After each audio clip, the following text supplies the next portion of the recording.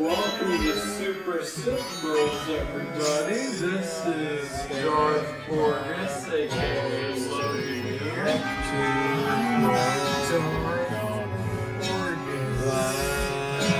To the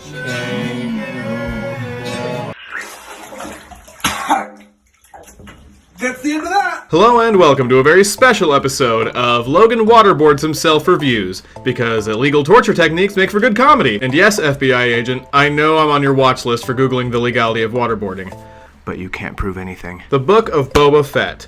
How do you screw a show up that badly? I mean, don't get me wrong, my opinion on Boba Fett has never been an overwhelmingly positive one. In fact, one of the first ever Super Sith Bros episodes had Cody and I discussing why Boba Fett is a better character in Legends than canon, my explanation being that the fans wanted him to be cool, so they made him cooler and better written in the fan-made stories that I lovingly refer to as fanfiction. This video is interesting to watch in retrospect, to say the least. They could probably incorporate his return in canon in a really good way. Yeah. Before I get started ripping into this show, I should probably list off a few positives first, because there really aren't that many of them, but what is here that's good is actually pretty good. Boba Fett clawing his way out of the Sarlacc pit was the coolest thing ever and made little 10-year-old Logan's dreams come true. Fennec Shand is the only competent main character in the entire show and has really good stage presence in every one of her scenes. The stuff with the Rancor was pretty cool, the stuff with the bikers, even though it was executed terribly, would have looked cool at least, I think, in like a Coruscant underbelly, like city landscape. And then besides the cameos, which I'll talk about later, that's about it. The rest of it pretty much sucked. You'd think that this show would be extremely easy to write. Just have Boba Fett going around collecting bounties or something, I don't know. Maybe he's working for the remnants of the Empire and he starts getting suspicious of how powerful they still are. Maybe he grows a conscience over time and tries to sabotage them from the inside. Or maybe he just doesn't know that the organization he's working for is the Imperial Remnant, and he just finds out in a plot twist later in the season. My point is, this show should have been good. This is Boba Fett. There's literally no reason for the show not to be perfect. Instead, we got stuff like, so you're gonna want to put your hands at 10 and 2. Always look over your shoulder. Check your blind spots and use your blinker when changing lanes. Never take your eyes off the road. Stay at least 3 cars' length from the car in front of you. Stay within the recommended speed limit when you feel like it. Always watch out for pedestrians. like a bantha. I get what they were going for, I really do. They were trying to make him a character, you know, with character traits. Something that's kind of hard to have when you're just standing around nodding your head and getting killed by blind men with boat paddles. I've heard people say they want him to be more like Boba from the original trilogy, but he was most like Boba from the original trilogy in episode 6 when he just stood there and nodded without saying a single word. The thing is, there's such a disconnect from what the fans think Boba Fett should be and what he actually is. The focal point of the show is that Boba Fett is a man of honor, treating every person and animal he meets with the utmost respect. And this kinda comes out of nowhere. When in any other point in the series has Boba Fett been shown with any qualities other than ruthlessness? Making him a good guy last minute just feels very unearned. Oh yeah, he loves animals. This is just another example of the writers just having no idea what to do with his character. It honestly feels like they had a whiteboard with the word respectful written on it, so they scratched their heads looking for any other character trait to give him, and then some intern just walked up and wrote, "and likes animals" on it. Legend has it, they promoted him on the spot. And that intern was George Lucas. But there's just one slight problem. They'd realized that the Boba that they'd written wasn't interesting enough to even carry the show's already short 7 episodes. Which leads me to my next point. There are only 2 good episodes of the show, and Boba does nothing in either one of them. Episodes 1 through 4 are the most bland, boring, soulless, and downright miserable pieces of television I've ever had the displeasure of watching. Episode 5, however, this is where the fun begins. This one was all about Din Djarin, aka the Mandalorian, as he adjusts to his new life as the single middle-aged dad who just lost custody of his kid. This episode was amazing. We saw Din training with the Darksaber in a subtle callback to Rebels Season 3. We get flashbacks to the Empire's destruction of Mandalore, first time we've seen Mandalore in live action, by the way. And there's just so much setup for the rest of The Mandalorian Season 3. That's right, the rest of. Because this episode, and the one that follows, should have definitely been considered Mando Season 3 episodes 1 and 2. The story ties into the Book of Boba Fett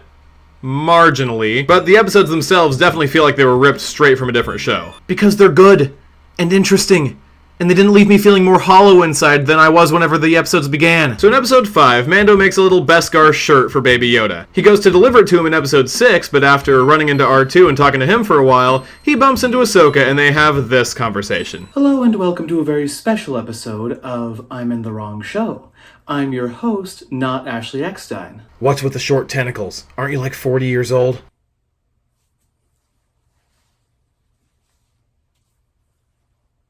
That's better. Now where's my son? I want to give him a shirt.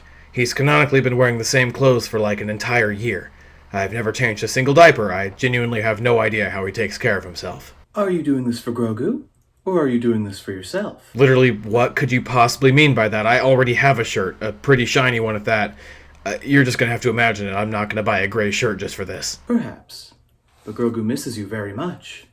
And if he were to see you again, it would make things much more difficult for his training. Because attachment, for a Jedi, is forbidden. Now wait just a criffing second. I've read the reports. Wasn't the entire galaxy saved because Luke loved his father despite everyone telling him not to? His father, your master, the one you would have done anything to save, is that not an attachment? Yeah, man, I don't know what to tell you. That's what I thought. Don't talk to me or my son ever again. At the end of episode 6, after a surprise cameo from Cad Bane, Luke gives Grogu a choice. He can either accept Mando's armor and give up the Jedi path, or he can take Yoda's lightsaber and become a Jedi, with the added caveat of never being allowed to see his dad again. Gee whiz! I wonder which choice this literal infant made! Disney-era Star Wars cannot write Luke well at all, if that wasn't already apparent by The Last Jedi. You'd think Luke would be the last person to tell a son to cut all ties with his father. Just the fact that he did makes me extremely annoyed. But that's honestly a minor nitpick. I loved this episode so much. Seeing Mando struggle with the near but far dynamic, being like 84 feet away from someone he loved so much, but had to let go no matter how much it hurt him because they already made their choice. This shot, this one right here, I felt that. I came all this way, he's right there. Wow. And Luke and Ahsoka interacting? Fans have been wanting that for over a decade at this point. Also, before I get back to the awful episodes of the show, I can't let this line from Ahsoka go unaddressed. There is no place in the galaxy more safe than here with Luke.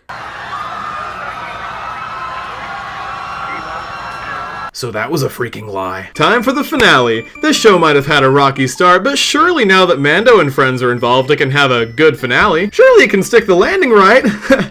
Nope! First of all, it is a finale pertaining to the events of the show thus far, which is more than I've come to expect from the garbage heap of a show that I've been watching this whole time. But even with the Sandvengers assembled, oh my gosh, that was terrible. But even with the gang all together, the show just couldn't deliver beyond a few cool action shots and one good character moment for Boba.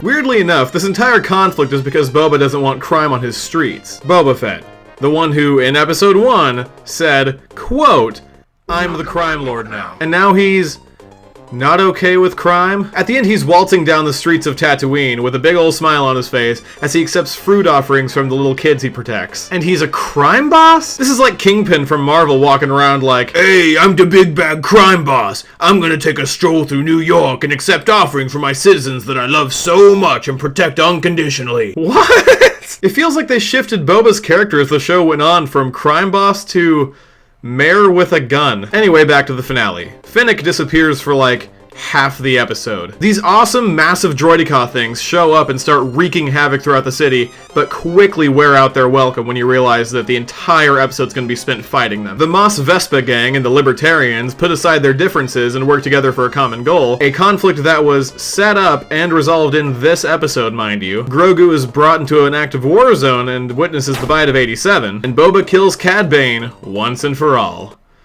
Until they bring him back in the next project, because you know they will. Come on, you know they will. Oh, and one last thing.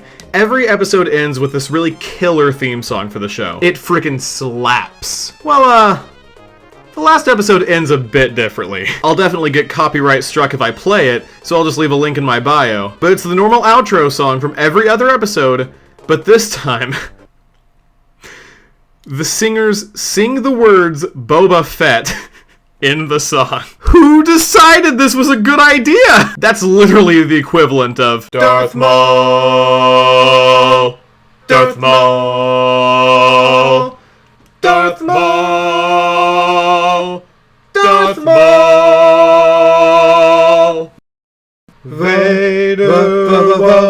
Vader. Yeah, I can't talk about this show anymore. I'm ready to forget about it entirely. I want to hear your thoughts on it in the comments, though. Please remember to like and subscribe, and I will see you when I see you. Kelly. Logan Kelly.